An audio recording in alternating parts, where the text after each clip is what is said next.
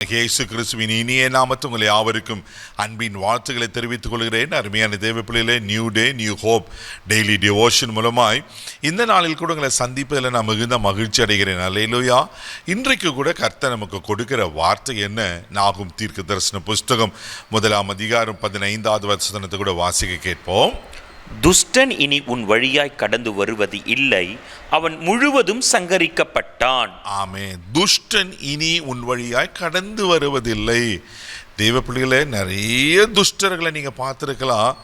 நிறைய துஷ்டர்களால் நிறைய தீமையான காரியங்களை நீங்க அனுபவிச்சிருக்கலாம். நான் ஆண்டவர் இன்னைக்கு என்ன சொல்றாருனாக்கா, துஷ்டன் இனி உன் வழியை கடந்து வருவதில்லையா. துஷ்டன் யார்? சாலமன் அழகா சொல்கிறார். நீதிமொழியின் புஸ்தகம் 24 அதிகாரம் 8வது வசனத்துடன் வாசிக்க கேட்போம். தீவினையை செய்ய உபாயம் செய்கிறவன் துஷ்டன் எனப்படுவான். பாருங்களேன், தீவினையை செய்ய உபாயம் செய்கிறவன் துஷ்டன் எனப்படுவானா. அப்படின்னா தீமையான காரியத்தை செய்ய யோசிக்கிறவங்க, எப்படியாவது அவங்களுக்கு வர நன்மையை தடுத்துடணும், எப்படியாவது அவங்க முன்னேற்றத்தை கெடுத்துடணும், எப்படியாவது அவங்களுக்கு தீமை செய்து கொண்டே இருக்கணும், அவங்க வாழ்க்கையை அழிக்கணும். இப்படி சிலர் இருப்பாங்க பாருங்க. இவரெல்லாம் துஷ்டர்களா? நீங்கள் ஒரு வேளை யோசிக்கலாம், பிரதர் நீங்கள் சொல்கிறது 100க்கு 100 உண்மை. என் ஆஃபீஸில் எனக்கு விரோதமாக நிறைய துஷ்டர்கள் இருக்காங்க. எனக்கு எப்போ பார்த்தாலும் தீமை செய்கிறதாங்க வேலை. நாங்கள் வாழ்கிற பகுதியில் துஷ்டர்கள் இருக்காங்க, எப்போ பார்த்தாலும் எங்களுக்கு தீமை செய்கிறது தான் வேலை. ஒருவேளை நீங்கள் செய்கிற பிஸ்னஸில் நிறைய துஷ்டர்கள் நீங்கள் உங்களுக்கு விரோதமாக இருக்கலாம். எப்படியாவது என் பிஸ்னஸை முடக்கணும், முன்னேறக்கூடாது, பிஸ்னஸ் லாஸாக போகணும், இப்படி செய்கிறதா வேலை, யோசிக்கிறதா வேலை. ஒருவேளை உங்களுக்கு நிறைய துஷ்டர்கள் காணப்படலாம். இன்னைக்கு ஆண்டவர் சொல்கிறாரு, துஷ்டன் இனி உன் வழியாய் வருவதில்லை. ஹல்லேலூயா.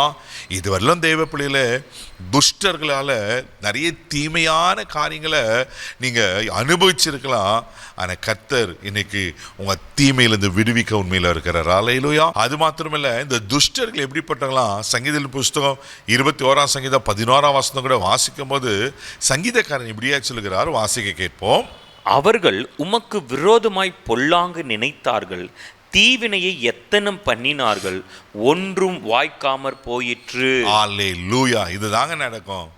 அவர்கள் என்ன செஞ்சாங்களா? உனக்கு விரோதமாய் பொல்லாங்கு நினைத்தார்களா, தீவினையை எத்தனை பண்ணினாங்களா, செய்யணும், பொல்லாப்பு செய்யணும்னு.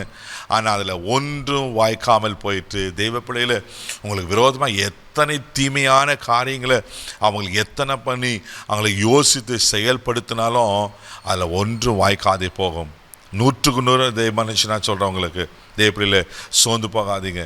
ஏன்னா கர்த்தர் உங்களோடு கூட இருக்கிறார்ல. அவர் உங்களை கைவிட்டுவாரா? தீமைக்கு உங்களை போக்குடுத்துருவாரா? ஒரு நாள் ஒப்பு கொடுக்க மாட்டார். எஸ்தர் 8 அதிகாரம் 3வது வசனங்கள் வாசிக்கும் போது நம்ம அறிந்த ஒரு சம்பவம் அழகாக சொல்லப்பட்டிருக்கும். வாசிக்க கேட்போம். பின்பு எஸ்தர் ராஜ சமூகத்தில் பேசி அவன் பாதங்களில் விழுந்து அழுது ஆகானாகிய ஆமானின் தீவினையையும் அவன் யூதருக்கு விரோதம் செய்ய யோசித்த யோசனையையும் பரிகைக்க அவனிடத்தில் விண்ணப்பம் பண்ணினாள். பாருங்க, இந்த ஆமான் எப்படியாவது யூத குலத்தை அழிக்க வேண்டும் என்று சொல்லி ராஜாவிடத்தில் தவறாய் சொல்லி அவன் சைனம் வாங்கிறான். ஏற்கிற 127 நாட்களுக்கு நாடுகளுக்கு அனுப்பப்பட்டது செய்தி, இந்த யூத குலம் முழுவதும் அழிக்கப்பட வேண்டும் என்று. ஆமான் அழகாக சதி தீட்டம் தீட்டி அதை செயல்படுத்திட்டான். ஆனால் நடந்தது என்ன தெரியுமா? ஒரு நொடி பொழுதுல ஆண்டவர் அந்த முழு பிளானையை மாற்றி அந்த எஸ்தனுடைய விண்ணப்பத்தினால அந்த முழு யூத குலமும் பாதுகாக்கப்பட்டது அல்லவா. யார் தீவினை செய்யணும்னு நினைச்சானோ, தீமையை செயல்படுத்தினானோ, அந்த ஆமான் தான் தூக்கு மரத்தில் செத்தான். நம்ம நன்கு அறிந்திருக்கிறோம்.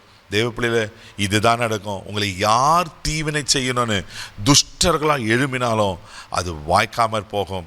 கர்த்தர் உங்களோடு இருக்கிறாரு. நீங்கள் பயப்படாதீங்க. துஷ்டன் இனி உன் வழியாக வருவதில்லை. கர்த்தர் உங்களை பாதுகாக்க உண்மையில் இருக்கிறார். இந்த நாளில் அவர் பாதுகாத்து ஒரு இதுவேளை நீங்கள் நிறைய துஷ்டத்தினால இழந்து போயிருக்கலாம். இனி அது நடக்காது.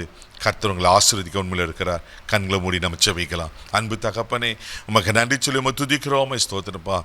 துஷ்டன் இனி உன் வழியாய் கடந்து வருவதில்லைன்னு சொன்னது போல பா, ஆமே நன்றிகளை பாதுகாத்துகளும். அன்றைக்கி ஆமானை அழித்த ஆண்டவர் இவங்களுக்கு விரோதமாக இருக்கிற துஷ்டங்களை, ஆண்டவரே, தீவினையான காரியங்களை செயலற்று போக முடியாது, வாய்க்காமற் போக முடியாது ஜெபிக்கிறோம்.